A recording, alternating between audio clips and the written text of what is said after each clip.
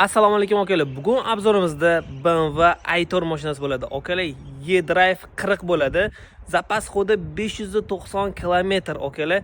Mashinamizda 2023-yil ishlab chiqarilgan, 50 ming kilometr bosib o'tgan. Bitta kalinkasida bir qarchigina pitnosi bor. Mashinaning holati ideal. Navorotda juda ham bomba.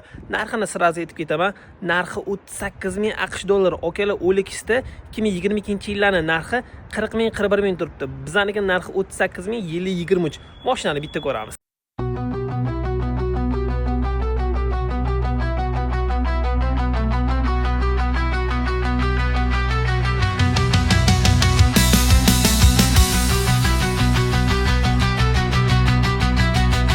Okalar, mana buni turishini qaranglar. Belosnejniy bo'lib, diska balonlarga ahamiyat qilamiz. Balonlarning ham holati ideal, diskalarning ham holati ideal.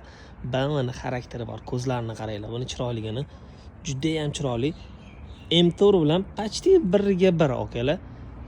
Zo'r holatda mashinamizda lyuklari mavjud. Okalar, narxi xudo xolisa yaxshi. 38 ming AQSh dollari. Aytayman, 22-yillarning narxi 40 ming 41 ming. OLXni bitta ko'rsanglar bo'ladi. Juda ham zo'r narxga E-Drive 40i bo'ladi okalar. Zapas xodi yana 590. Orqa difuzorlarni ko'rsanglar bo'ladi, faralarni ham ko'rsanglar bo'ladi. Juda ham chiroyli. Interyerni ko'ramiz. Interyeri juda ham bagati okalar.